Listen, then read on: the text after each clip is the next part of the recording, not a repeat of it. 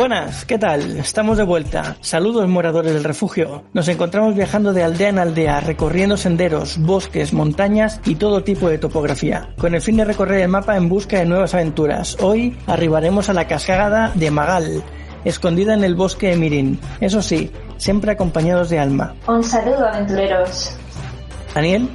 Muy buenas tardes, aventureros. Jaime. Un saludo, aventureros. Y el que os habla, Víctor. Bueno, hoy tenemos algunas noticias. Algún barco mercante con los que nos hemos cruzado nos ha contado alguna cosilla. Y es que por fin están llegando, después de 4 años de Kickstarter, los envíos del juego de mesa de Street Fighter. Y bueno, lo primero que queríamos hacer, aparte de la presentación, era agradecer a Otacultura DSE, Otaku Onda, y en este caso a Desiree y a Santi por facilitarnos la participación en el directo de su evento Orgullo Friki Online 2021. Y bueno, muchos ya conoceréis en nuestro podcast a Desiree, que la tuvimos aquí en Refugio el Aventurero en el episodio 5. Fue el episodio de la iniciación a los juegos de mesa, así que algunos de los que lo hayan oído ya la conocerán. Pues tras saludar como es debido y presentarnos ante la fauna y la flora del bosque, nos adentramos en la cueva, donde, como es habitual, nos sentaremos y hablaremos mientras llenamos nuestros estómagos. En el episodio de hoy hablaremos del origen y tipos de dragones. Bueno, como una de las razas más poderosas de la mitología, los dragones han sido el foco de atención de muchos artistas y fans, de la fantasía sobre todo, convirtiéndose así en una de las criaturas más recurrentes en el cine, los videojuegos, en la televisión y entre otros muchos campos. Además, estos se han convertido en un carácter simbólico que puede ser representado de diferentes formas para muchas personas y marcas incluso. Y si bien existen una gran cantidad de representaciones que han aparecido en diferentes franquicias, no todos los dragones suelen tener el mismo diseño y apariencia, ni habilidades, por supuesto. Por esa razón queremos hacer un repaso a los mejores dragones que hemos podido ver para nosotros, para nuestro gusto y nuestro entendimiento, en el cine, en la televisión, videojuegos y en la cultura antigua en general, para ver las diferencias y características que hacen que estas criaturas pues se vean tan impresionantes, ¿no? Y bueno, vamos a cederle el turno de palabra a Jaime, que nos va a hacer un poco de introducción a la cultura, a culturas antiguas, sobre todo de estas criaturas, ¿no? De los dragones. Muchas gracias, Víctor. Bueno, yo creo que no hace falta explicar lo que es un dragón, así que, como dice mi padre, vamos directamente al turrón. El término dragón procede del término draconem. Esta palabra en latín significaba gran serpiente o vigilante o guardián. Y este término procede a su vez de drakon, que significa serpiente. Drakon es un término griego que procede del verbo griego drakonai, que significa mirar fijamente. Esto es importante porque las serpientes, como todo el mundo ya sabe, desde el inicio de los tiempos, una gran referencia a Adán y Eva, pues sabemos que la serpiente siempre está asociado al mal, algo maligno, por lo que no es nada de extrañar que los dragones pues tuvieran siempre ese significado del mal. De hecho, antes se pensaba que el dragón o los dragones eran devoradores de dioses. Por ejemplo, en la cultura cristiana, el término dragón aparece en la Biblia asociado al Apocalipsis y se refiere a Satanás como el gran dragón y la serpiente antigua. Pero mucho antes que la cultura cristiana, también destaca la cultura griega, o también en Egipto, sin ir más lejos, que tenemos a Apophis, en el que pues representa una gran serpiente con la que se enfrenta Ra una y otra vez. De esto hay una película, no sé cómo se llamaba ahora. Sí, la de los dioses de Egipto. Eso, justo. Los dioses de Egipto. Yo no sé si la habéis visto. Esta película pues retrata continuamente la batalla eterna de Ra contra Apophis. Y entonces es muy curioso porque los egipcios pues explicaban los eclipses de esta manera, en la que, por ejemplo, cuando Ra perdía contra Apophis, pues significaba que ahí había habido un eclipse. Por supuesto, Ra, como era el rey de los dioses, pues nacía con más fuerza y más esplendor que nunca. Además, en esta película, ahora que decías lo de la pitón y las serpientes y demás, aparecen en un par de escenas, sobre todo, dos super serpientes, unas dos pedazos de serpientes enormes que hacen las veces de montura para surcar las dunas del desierto en detrimento de los protagonistas, ¿no? Que se dirigen a por ellos para matarlos, pero vamos, que las escenas de las serpientes son bastante chulas. Cierto, efectivamente. De hecho, en las serpientes aquí, pues es el momento en lo que, como tú bien dices, va persiguiendo a los dos protagonistas Es un momento de máxima tensión y además representa también bastante, o sea, de una manera muy fidedigna lo que es el dragón, porque tengo entendido que el veneno, tal como está representado, es fuego, básicamente. Pero, afortunadamente, no todos los dragones son malvados, porque, por ejemplo, también tienen un origen que es en Oriente, China, Japón y Corea. Y ahí, por ejemplo, pues parece que los dragones son más tranquilos. De hecho, aquí los dragones vienen a significar pues sabiduría, poder y todas las demás cosas. Y, de hecho, los gobernantes de la antigua China creían que descendían del dragón. Con esto que acabas de decir último, que tenemos mucho como ejemplo la película de Mulan con Mushu, que tenemos el dragón protector de la familia, así que yo creo que por aquí viene mucho la cultura oriental, sobre todo con la representación de este dragoncito, ¿no, chiquitín? Sí, justo. Es el espíritu guardián de la familia, que de hecho él no es el dragón... el espíritu más fuerte, era otro dragón que él mismo se carga la estatua, de hecho. Fue una escena cómica, muy, muy divertida, la verdad. Y de hecho, pues hay otra cosa, aprovechando que estos gobernantes, pues aparte de lo que he dicho, por ejemplo, una gran serie en la que también refleja un poco esto, lo que he dicho de los gobernantes, es la familia Targaryen en Juego de Tronos. Aquí no hace falta que expliquemos mucho, ¿no? O sea, yo creo que aquí familia Targaryen, todo el mundo creo que la conoce, ¿no? Fuego y sangre. Vaya que sí. Aunque curiosamente, esto ya es curiosidad, a lo mejor no lo saben aquí ya muchas más personas, es que la familia Targaryen es cierto que procede de la antigua Valiria, pero no es la familia más poderosa ni mucho menos. O sea que ellos es cierto que pertenecían a la casta de los nobles, pero no eran los gobernantes, eran pues sí nobles que tenían poder, pero ni mucho menos eran los más poderosos. Entonces esto nos dice que el gran poder que tenían los antiguos dragones. O sea, y te deja con la pregunta de, joder, si los Targaryens no eran los gobernantes, entonces los dragones de los gobernantes de Valyria, ¿de qué tamaño eran? ¿De Godzilla? ¿O de qué estamos hablando? Y lo bueno de estas cosas en fantasía es que lo puedes hacer tan grandes como quieras, ¿no? Es la ventaja. No, es que al fin y al cabo cuando haces algún tipo de criatura en fantasía, sí, la mayoría pero las puedes hacer del tamaño que quieras y de las formas puedes hacer muchas adaptaciones. Y luego otra curiosidad que aparece en la cultura oriental es que la mayoría, por no decir todos, la mayoría de todos los dragones pues tienen el concepto long y de una manera u otra lo incluyen, ya sea al principio, en medio o al final. Y long lo que viene a significar pues procede del ruido que hacían los rayos. Y esto, claro, es bastante importante porque define también un poco la cultura, porque aquí vamos a adentrarnos un poco en las diferencias entre los dragones de la tradición europea y también el Oriente. Porque como ya he dicho antes, los dragones del Oriente pues venían a significar fortaleza, sabiduría y poder. Pero no eran malos, o sea, en su mayoría eran benévolos, mientras que en la tradición europea era todo lo contrario, estaban asociados al mal, a lo maligno.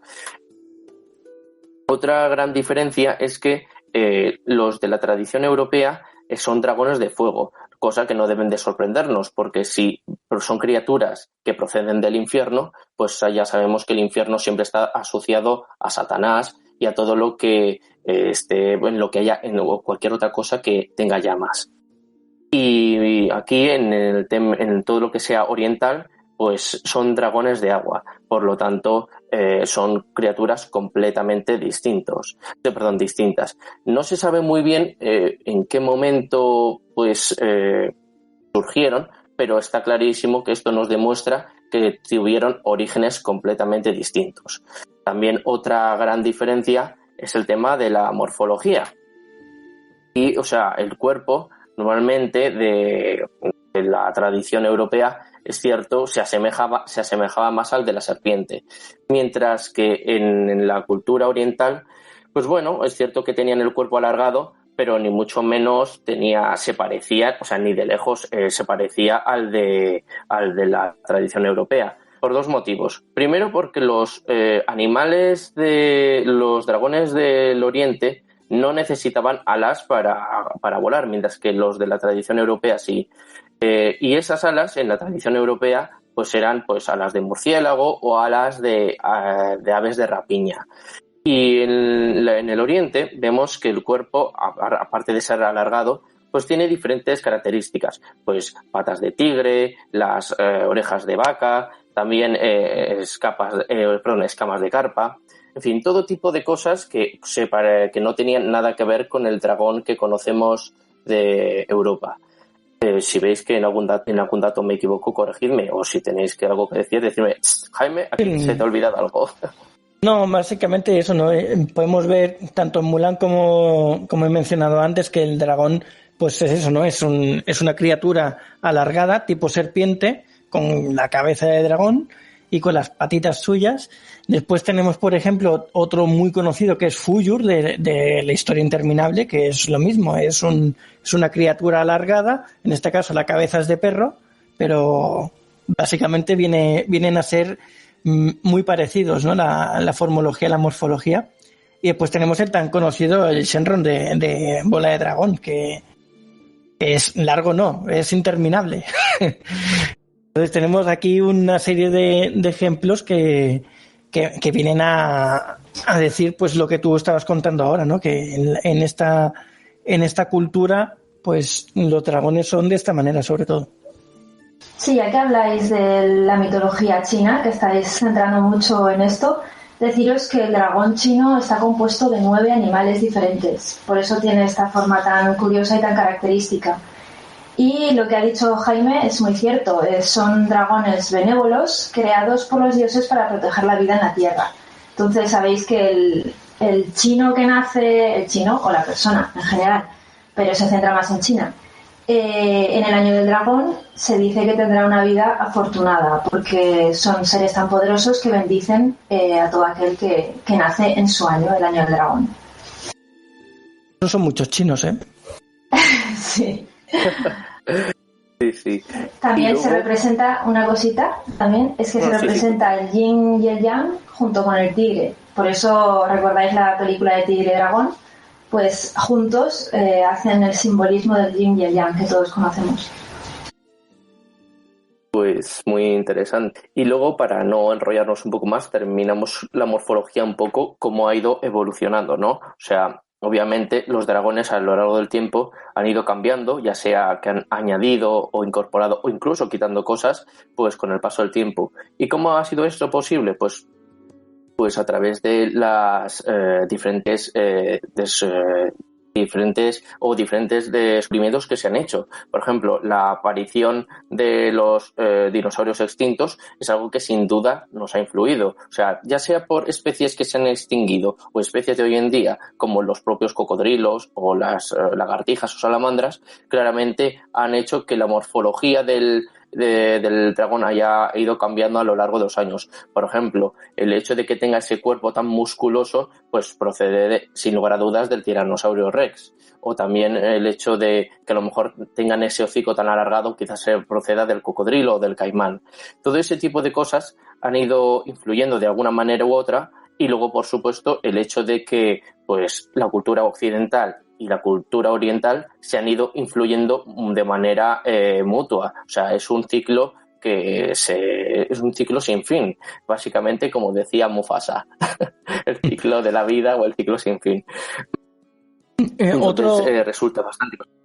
Otro dragón que seguramente conocerán muchísimos que nos estén escuchando es Haku de Viaje de Chihiro. Este también es otra representación bastante parecida a la de Dragon Ball. Puede ser... es un dragón de río, creo, ¿verdad? Sí, pero recuerda mucho, ¿no?, al de Dragon Ball, con las antenas del morro muy largas y demás. Aparte de que es blanco, no es verde, obviamente. Pero... Sí, porque tiene la estética del dragón oriental. Siempre es así. El dragón chino es alargado como si fuera una serpiente voladora. Y el dragón occidental pues es el que siempre conocemos, con sus alas gigante, más parecido a lo que sería una mezcla de dinosaurio. Sí, sería un lagarto alado, ¿no? Más bien.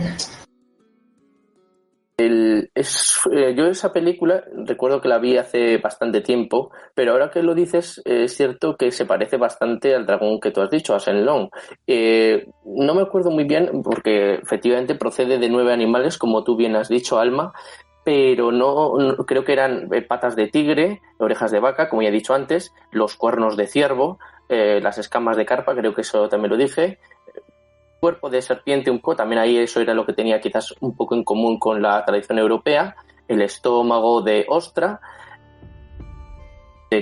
garras de águila, bueno, un montón de cosas, cabeza de camello, entonces no sé si he dicho todos, ya no me acuerdo, pero el caso es que vemos que todos esos 9 animales han influido en la creación de estos dragones y efectivamente, como tú bien dices, era pues muy parecido. Y también los famosos bigotes. Esos bigotes creo que proceden del siluro, del pez siluro, entonces, porque vemos que se asemejan bastante uno con ese dragón con el dragón Shenlong. Y aparte le da ese aire de sabiduría al dragón, como si fuera ese mostacho que llevan los grandes sabios, ¿verdad? Clarísimamente. Yo creo que eso representa sobre todo lo que es la sabiduría del dragón, ya no solo el poder por el tamaño y la forma y demás, sino su sabiduría está representada, yo creo, en esos bigotes. Pues hablando de sabiduría, mira, tenemos un dragón, y perdonad la pronunciación porque es bastante probable que no lo diga bien, se llama el Quetzalcóatl, es el dragón de la vida. Este dragón curiosamente no procede ni de Asia ni tampoco de Europa, eso procede de la cultura mesoamericana y precisamente le refleja un poco lo que hemos estado hablando, el dios de la sabiduría y también de la vida. Entonces es curioso que cada dragón como que tiene su concepto, ¿no? Porque algunos, mientras que a lo mejor en Europa tengamos el dios Satanás, que se asocie al fuego, al infierno, luego tenemos en Asia, que es sabiduría también, o que son dragones de agua también, y luego aquí se vuelve a repetir el concepto de la sabiduría y luego también el hecho de que representa la vida. Entonces todo está bastante conectado. Y hablando de agua, pues tenemos a Maru, que este es ya de la cultura andina. Esto aquí, Alma, tú que has viajado mucho, no sé si nos puedes echar un cable porque yo de geografía poco a poco, por no decir cero. Yo sí voy a hablar un poquito más de Quetzalcóatl, ya que has empezado a hablar de él.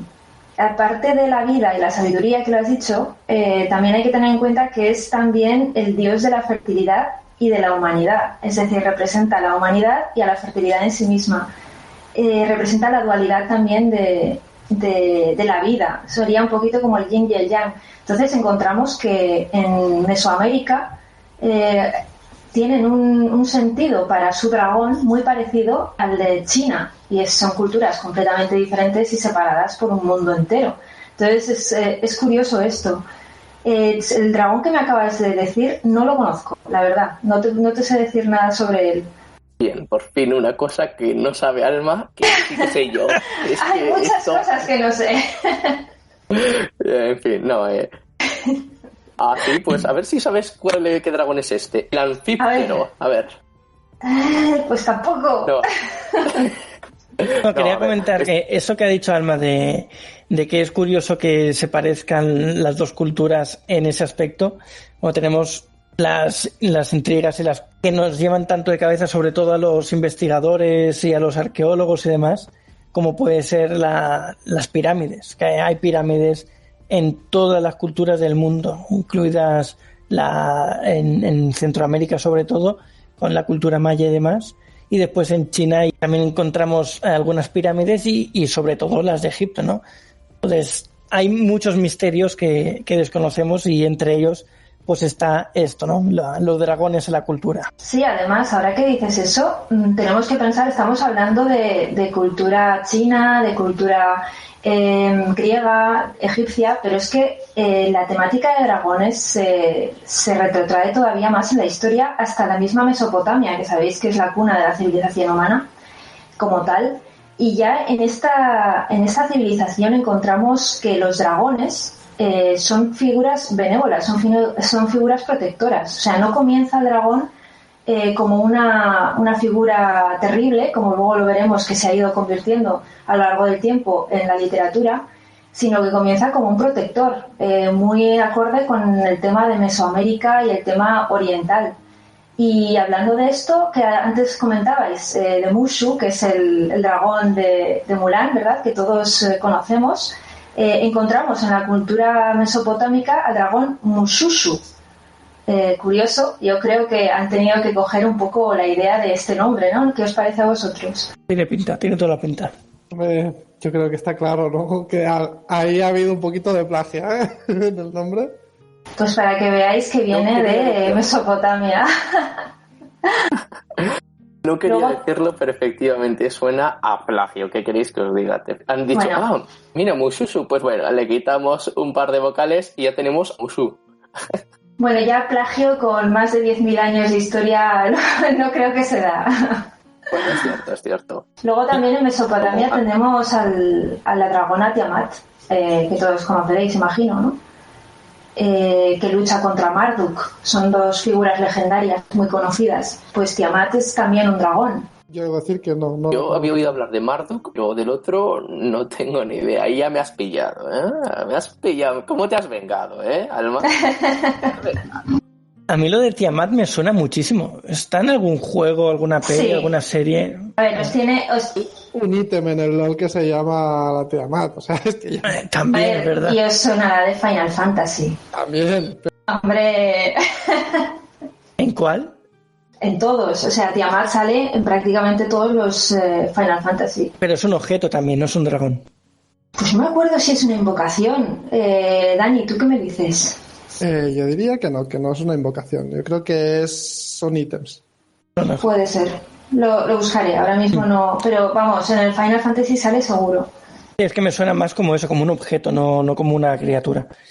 Pero sí. Puede que sea un arma también, ¿eh? Ahora que lo pienso. La típica arma que te sale. Claro, no estoy seguro de si era una criatura, o sea, un bicho de enemigo del mapeado. Sí, eso es un enemigo, es como un molbol, es como un cactilio, es el Tiamat, sí, es verdad.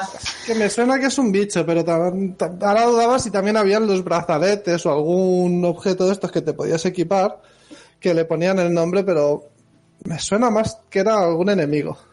Pero no estoy seguro, tampoco. Bueno, pues si hay alguien en el directo que sepa sacarnos de esta duda, por favor, que participe ahora. Sí, lo acabo de buscar. Es el demonio del viento del Final Fantasy original. Aparece en la cima de la fortaleza voladora y tiene una forma parecida a la de un dragón. ¿Veis? Vaya. Es que en Final Fantasy salen referencias mitológicas todo el rato, en todos los Final Fantasy. Sí. Pero bueno, no vamos a hablar de Final Fantasy porque si no dejamos los dragones. No. No. De hecho, iba a decir, bien, ya hemos hablado suficiente del Final Fantasy. Ya hemos cumplido con el día de... bien, Final Fantasy, tic, ya lo tenemos marcado, ¿no? Pero... creo que antes de entrar en el Final Fantasy estabais hablando de determinadas culturas como egipcia y de algunas otras, no me acuerdo cuál habíais dicho, la China, que efectivamente los dragones, pues a lo mejor algunos eran más benévolos. De hecho, el anfíptero, el que yo decía antes, pues precisamente era inofensivo, pero para los humanos, o sea que era de agradecer que todavía, por ejemplo, pues que por aquí los dragones también, pues no era continuamente matar a los hombres y a las mujeres, o sea que se agradecía eso, era de agradecer. Y luego, hablando de chinos, o sea, y de cultura china, pues destaca el gobernante del océano, que era Long Wang. Este era, bueno, no tengo mucho que decir, era un dios, básicamente. Y nada, era extremadamente poderoso. Y la verdad es que yo tampoco es que sea un auténtico experto en China. No sé si alguno de vosotros puede aportar un dato más, porque, o sea, no pude encontrar mucho más información de este. No. Podéis decir pasapalabra. Pasapalabra. No. Bien. Pues continuando un poco, podemos decir algunos dragones que sí que se ajustan más a lo que nos han estado educando desde pequeños. El tipo de dragón poderoso que va guardando el tesoro, o es el guardián de un montón de riquezas. Aquí, por ejemplo, uno que se me viene a la cabeza y que no hace falta irse muy lejos, tanto como a irse lejos como a China o a América, es un dragón precisamente de la cultura asturiana y se llama el cuelebre. Y su principal función es precisamente esa la que estoy diciendo, proteger tesoros. Se os viene ya algunas películas y series a la cabeza, me imagino, ¿no? Pero está claro, ¿no? Smaug. Es que no sé si serie o película, pero el nombre del dragón fijo que se me venía, ya te lo digo. De ahí, el dorado. Más sí que recuerdo haber visto en más series y películas, no te sabría decir algún ejemplo así a bote pronto, pero sí, el típico dragón guardián de grandes tesoros sí que hay un montón que se ha utilizado, es un montón de veces. Como tenemos aquí al dorado, el terrible, el magnífico. Smaug. Smaug. Sí. Sin duda, el Smaug está claramente, o sea, una gran referencia. O sea, este dragón pues, puede ser tanto por el cuelebre, el Fukan Lenlong, que este es un dragón subterráneo y que guarda tesoros. O sea, por lo tanto, vemos clarísimamente la influencia de este dragón, porque recordemos que Smaug pues aparece en las minas y entonces eso nos demuestra que, hombre, no es que sea dragón subterráneo, pero estaba dentro, como debajo de la tierra, podríamos decir. Y este es chino también, supongo, por lo del long.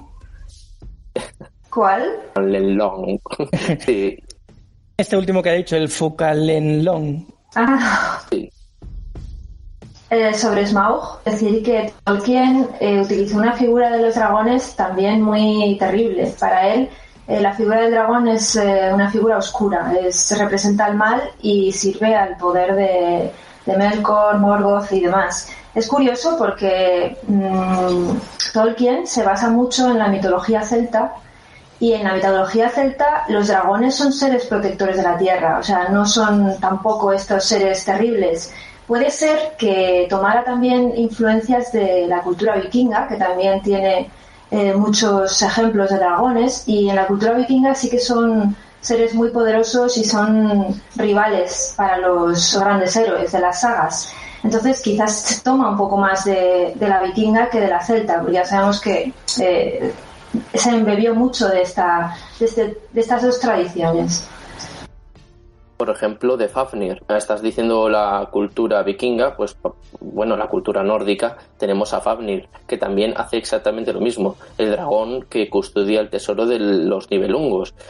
Aquí también han hecho montones películas y también bastantes remakes en el que nos cuenta la historia del temible dragón que es derrotado por Siegfried, creo recordar, y que una vez derrotado, pues Siegfried se baña en su sangre. Pues, y claro, su piel adquiere las propiedades mágicas propias de las escamas del dragón, que su piel se hace impenetrable, salvo por una parte. La historia la conozco por los Caballeros del Zodiaco, que lo sepáis. No me lo voy a creer. Fíjate, es que os fijáis cómo todo está relacionado, ¿eh? O sea, si tiras un poco...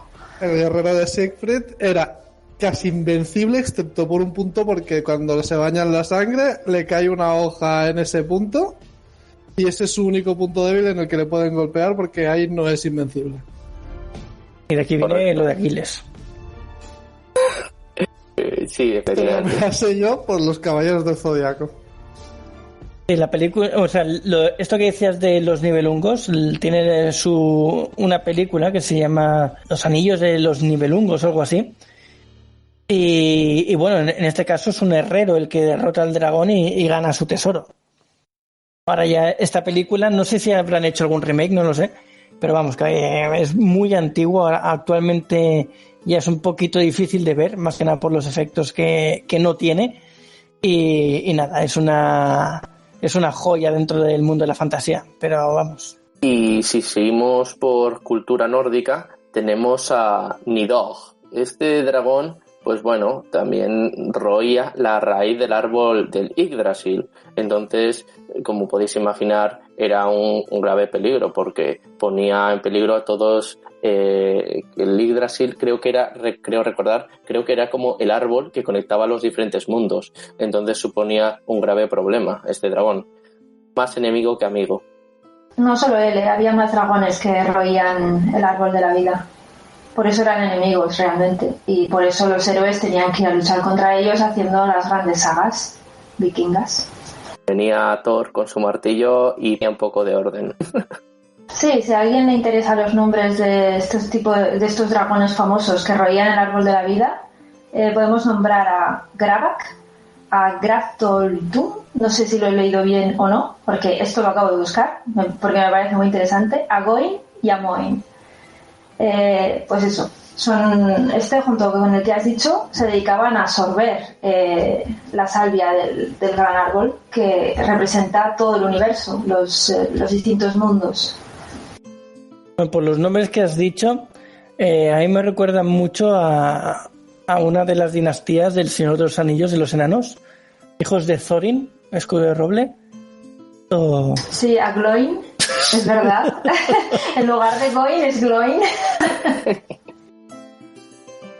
Y el otro enano era Oin también, creo. Gloin, no me acuerdo. Había muchos nombres. Sí, pero parecidos. Se parecían, sí. Hombre, con decir que estaba Bifur, Bofur y Bombur, ya con esto te digo todo. Sí. O sea, es que eran parecidos, ¿no? Lo siguiente. O sea, y casi idénticos. Tenemos una pregunta en el chat que no había leído, que de Ángel Salma, que dice: Japón no tiene dragones. Claro que sí. Jaime, ¿tienes algo que decir? Pero ¿es una pregunta o lo está afirmando? No, pregunta. No, si pregunta si hay dragones en Japón, como has preparado un poquito más eso. Ah, no, sí. De hecho, por ejemplo, el que estamos diciendo, de todos los que, cuando me refería a China, también incluye Japón, porque, o sea, las variaciones son muy pocas. Lo que pasa es que no me sé en qué momento varía el nombre exacto, pero básicamente, para que nos hagamos una idea, son exactamente los mismos. O sea, por ejemplo, de China y los dragones son idénticos que a los de Japón. Algunos, no todos. Bueno, es que hay que tener en cuenta que Japón, en cuanto a mitología, ha chupado mucho de China. Muchas de las cosas que tiene las ha absorbido de la China milenaria. Entonces tiene muchas influencias, pero se distingue, porque en la mitología japonesa, aunque es cierto que se nota mucho la influencia china, tiene una caracterización muy diferenciatoria en todos los sentidos, y en esto de los dragones, pues también. Sí que es verdad que como la oriental china, los dragones son seres bondadosos y protectores, también afiliados al agua, a los mares y a los ríos, como bien has dicho antes. También existen dragones malvados, de hecho son dragones terribles que son grandes enemigos de todo lo que es Japón, como por ejemplo Yamata no Orichi, que es el dragón de 8 cabezas, y bueno, y algunos más. Entonces hay mucha literatura que habla de estos dragones en plan medieval y tal, rodeando toda la mitología japonesa.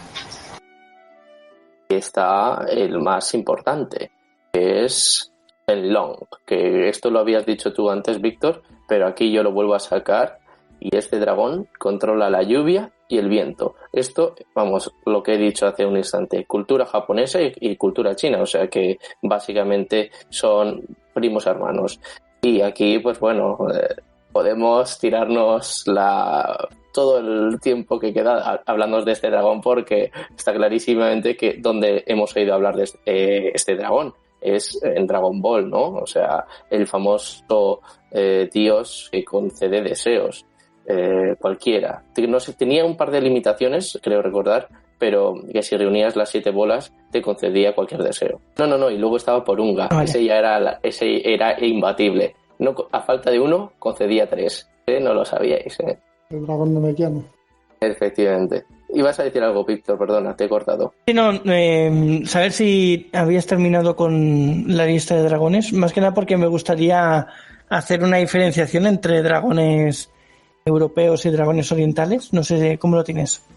Sí, puedes introducirla, por favor.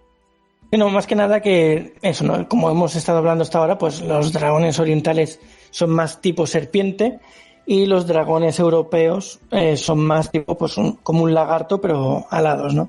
Entonces, hay muchas diferencias entre los dragones alados, los que no, que además de cuadrúpedos, pues tienen las alas aparte, ¿no? Porque en muchos videojuegos, muchas películas, en muchos sitios hemos visto los dragones, sobre todo los europeos, de miles de maneras diferentes. A pesar de que son más o menos todos iguales, pues las estéticas que tienen cada uno de ellos pues son totalmente diferentes. Me gustaría también recalcar la diferencia entre los dragones cuadrúpedos que tienen las alas aparte y los que tienen la ala integrada en las patas delanteras. Es curioso. Después tenemos también la... iba a decir que es cierto y que no sé muy bien a qué se debe esa diferenciación y ni de dónde surge. Por eso te iba a preguntar si tú sabías algo de esto. No, la verdad es que no tengo ni idea. El tema es que sí que se ven. Yo creo, si no recuerdo mal, la primera noticia de un dragón con las alas integradas en las patas delanteras fue en el juego de Monster Hunter, el Tigrex. No sé si vosotros habéis visto alguno antes o en algún otro sitio. Ahora no te sabría decir si antes o no, pero sí que es verdad que en la saga de videojuegos de Monster Hunter hay una variedad de dragones. Los tienes voladores, brutales, acuáticos, los tienes Weavers de todos los tipos hay ahí, y la verdad es que de ese juego se puede hablar mucho de todos los tipos de dragones y sus habilidades. Luego también tenemos al Fatalis, ¿no? Creo recordar. Fatalis, sí. Fatalis. Iba a decir algo más sonante, pero me lo voy a ahorrar. Yo podría decir muchas cosas también. ¿Quién es ese? ¿Quién era ese? Que no... Un enemigo bastante porculero del Monster Hunter. Odioso. Era muy difícil de matar. Es muy difícil que él no te mate. Eso es lo difícil. Es muy fácil acabar siendo su merienda. Bueno, pues aparte de esto, también hay otra característica que diferencia un poco a los dragones, y es el cuello. Muchas veces los hemos visto con los cuellos largos, como puede ser el de Smaug, y otras muchas veces los hemos visto con el cuello corto, como puede ser la Furia Nocturna, por ejemplo, de la película de Cómo entrenar a tu dragón, o el mismo que he dicho antes, el Tigrex, del cual, por cierto, ahora voy a hablar un poquito de nuestros libros, de Saga Galdin. Magal, que es nuestro dragón, pues viene a coger un poco de este, ¿no? Del Tigrex y de otros muchos dragones, más que nada porque nos gustó la idea de que el dragón tuviese las alas integradas en las patas delanteras. Entonces pues cogemos un poco la idea de este dragón. Y bueno, en nuestra historia el dragón, el cual será el protagonista de la primera entrega, Galdin, el resurgir del mal, forma parte de la fauna del planeta, como otras tantas, y no es un engendro único. Quiero decir que no es un dragón y ya está, y no hay ninguno más. O por lo menos no hasta que aparece en las primeras páginas del libro, donde una magia oscura lo posee y lo convierte en una de las peores calamidades del planeta, poniendo en jaque a todas y cada una de las especies y personajes que osan enfrentarse a él. En ese momento, pues, sí se convierte en algo único, pero en nuestra historia, pues, damos un poco a entender de que no es el único dragón, que los dragones son una especie más dentro de la fauna de nuestra saga. Bueno, yo creo que eso es bastante común, ¿no? Que no sea un solo dragón. Yo no conozco prácticamente ninguna mitología ni ninguna historia en la que solo haya un dragón. Y si hay solo un dragón es porque es el último de su especie y hay que preservarlo por alguna razón. Y está cuidando huevos que son el futuro de su raza. Pero como tal, una sola figura de dragón, no sé si a vosotros os ocurre alguna historia, libro, película que solo exista uno. No, a mí no me suena ninguno, pero sí que es verdad que se ha visto algunos casos de alguna serie, película o videojuego incluso o alguna cosa en el que es el último dragón de su especie y están extinguiéndose, y sí que se han hecho pues alguna historia sobre ello, sobre su final o su... Pero como tal, como único existente en el mundo, no recuerdo ahora mismo. Es que en ese caso sería un dragón extremadamente poderoso y extremadamente terrible si solo fuese uno. Uno éxito. No, a ver, es muy raro que solo haya uno en toda la historia, quiero decir, de la película o de la serie que sea. Porque tendría que ser algo creado en laboratorio para que solo existiera uno único, o creado por los dioses que lo hayan puesto ahí y se acabó. O que fuera un dios en sí mismo y que claro, tuviese la forma de dragón, claro. Entonces, en la mayoría de las películas o series, como vosotros habéis dicho, suelen ser los últimos de su especie. Como pasa en el caso de Smaug, no lo sé, pero solo aparece Smaug, no aparece ninguno más que yo recuerde. Aparte de las monturas de los oscuros, que no me acuerdo ahora de los nombres. Hay más. En el universo Tolkien se nombran a varios dragones y además se habla de que los dragones tienden a actuar como Smaug, a meterse en sitios oscuros y acumular riquezas. Son seres viles, entonces tampoco se espera gran cosa de ellos. No hacen grandes cosas como en otras literaturas, como en Dungeons and Dragons. Si queréis luego entrar un poquito, es que ahí hay un montón de tipologías de dragones que básicamente se diferencian entre ellos por los colores, y ahí hay de todo. Hay dragones de la luz extremadamente buenos que luchan por la justicia, y hay dragones terribles, malvados, que lo que quieren es conquistar el mundo, etcétera, etcétera. Mira, Lothar me ha dado el cable. Eran los Nazgûl, exacto. Que no me acuerdo del nombre. Pues luego tenemos en Juego de Tronos a los dragones, que es eso, no existían dragones, sí que existieron anteriormente en la historia, pero ya no estaban. Tenemos a Drogon, Viserion y Rhaegal, y bueno, aquí tenemos otros tantos. Después hay una película... Por supuesto, Lothar, perdona, que nos ha dicho que en la Dragonlance también tiene estajo de dragones, claro. Es que precisamente se llama la Dragonlance. Valga la redundancia. Después tenemos también en historias de cultura, por ejemplo, la de Sant Jordi, que no fue hace mucho. Sant Jordi era un único dragón en la historia. No sé si luego en el lore profundo de Sant Jordi había más dragones, pero en principio era solo ese. Bueno, no creo que tenga mucho lore profundo. Al fin y al cabo es una historia o una tradición, y se habla eso de la anécdota del dragón que se lleva a la princesa y Sant Jordi va a su rescate. Pero no sé si tiene mucho lore profundo ya más esa historia, la verdad. A vosotros no sé qué os parece, pero a mí siempre me ha molestado mucho la tendencia que se tiene a poner la figura del dragón como una bestia a la que hay que matar. Es decir, el típico caballero medieval que va a matar dragones, o yo qué sé. Incluso en el Skyrim lo que tienes que hacer es ir a matar dragones. Pero me molesta mucho porque el dragón siempre me ha parecido una especie muy poderosa, muy antigua, que tiene una proyección enorme. Son seres muy sabios, pueden ser malvados o no, pero independientemente de eso son extremadamente longevos. Entonces, lo que se hace muchas veces en la fantasía de ir a matar al dragón, el típico cazadragones, matadragones, lo que sea, siempre me ha cabreado mucho porque no me gusta que esas bestias magníficas se las trate como simples monstruos, como cualquier otro monstruo, que por ser más grande merece ser matado como si fuera una pieza de caza de cualquier cazador. No sé qué pensáis vosotros. Eso es cultural. Eso viene porque es el único que si existiera, que puede poner en jaque a la existencia de los humanos. Es como los leones o los tigres, todos estos, como ya están encerrados en sus hábitats y no nos pueden tocar a no ser que nos metamos, pues no hay problema. Pero un dragón que vuela es una amenaza. Entonces es por excelencia el primer bicho al que te tienes que enfrentar en caso de que te lo encuentres. Entonces, no sé, yo lo veo como algo natural, entre comillas, por eso, por lo que tú has dicho, por fuerza, por proyección, porque da miedo y porque si te pega un bocado se te come entero, no es como un mosquitillo que te pica y ya está.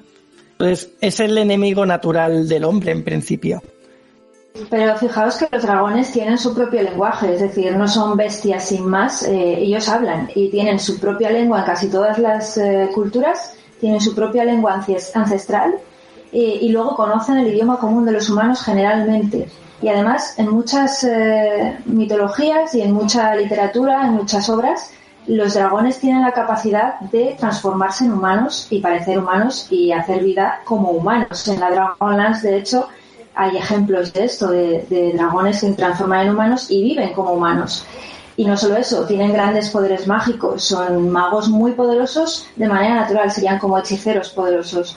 Entonces son bestias que realmente tienen una cantidad de elementos muy ricos. Entonces, por eso siempre me ha molestado mucho la figura del metadragones, del típico guerrero, voy a matar al dragón. Porque es muy difícil y es un reto. Pues no, yo siempre voy con el dragón, aunque sea malo.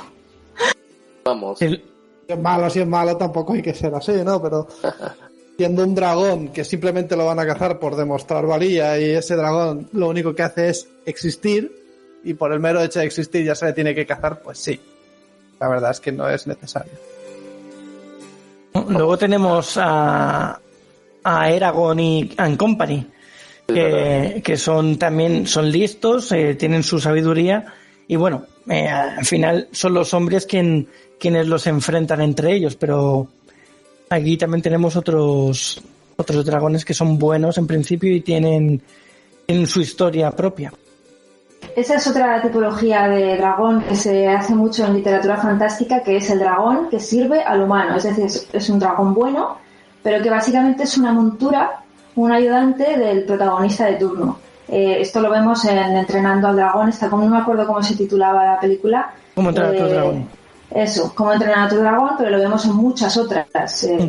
Incluso sí, pero en Cómo entrenar a tu dragón, el dragón es un animal, como si fuese un perro.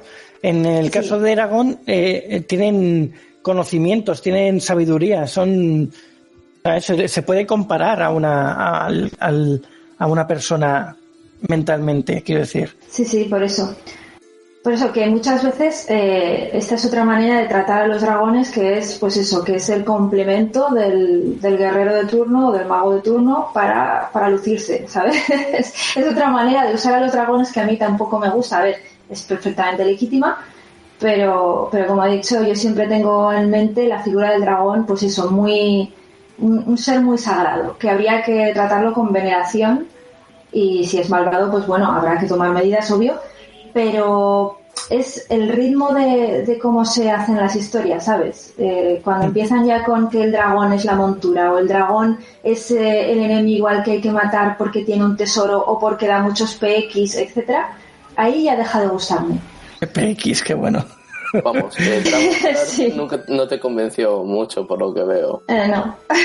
Bueno, vamos a tener que ir dejándolo por tiempo ya, que vamos a dar paso a la siguiente compañera aquí en el evento del Orgullo Friki Online 2021. Así que vamos a ir cerrando. Tras tanta charla y llenar nuestros estómagos de deliciosa comida y bebida, saldremos del bosque en busca de alguna otra aventura, pero no antes de deciros algunas de nuestras redes sociales y el email para contactarnos. Tenéis nuestro flamante y nuevo servidor de Discord, que lo hemos abierto hace poquito, la verdad, y lo podéis encontrar en el buscador de la propia plataforma Discord como Saga Galdin, todo junto. Y bueno, ahí esperamos que entréis y podamos hablar y crear comunidad y demás. refugioelaventurero@gmail.com es nuestro email donde nos podéis dar ideas para algún tema que queréis que toquemos o lo que os apetezca. Nos lo podéis enviar al email. Luego Alma tiene su Facebook, que es @Alma Mínguez Herrera. El Instagram de Jaime, que es @JBaronGrau, Barón con B. Y tanto a Daniel como a mí nos podéis seguir en Instagram o en cualquier red social como @SagaGaldin. Nada, muchas gracias por escucharnos. Nos vemos pronto en el siguiente programa de Refugio del Aventurero. Y buen viaje, aventureros. Dar las gracias a Desiree y a Santi y a todos los integrantes de Otaku Onda y Otaku DSE por facilitarnos y dejarnos participar. Muchas gracias a todos. Muchas gracias. Yo me sumo al agradecimiento de Víctor. Muchas gracias por darnos esta oportunidad de estar en vuestro espacio. Y a los que nos siguen, pues nada, otra semana más y hasta la siguiente. Muy buen viaje, aventureros, y muchas gracias a todos los de Otaku por habernos dejado este huequecico para retransmitir nuestro podcast, y a los que nos seguís nos vemos la semana que viene. Agradecimientos a todos los que nos estén viendo y escuchando, también a Desiree y Santi por habernos dado esta oportunidad. Y bueno, ya sabéis, chicos, a seguir matando dragones. No, eso no. Me he dejado a huevo, Alma. Bueno, pues ya está. Muchas gracias por todo y nos vemos. Hasta luego, que vaya bien. Chao. Tararán.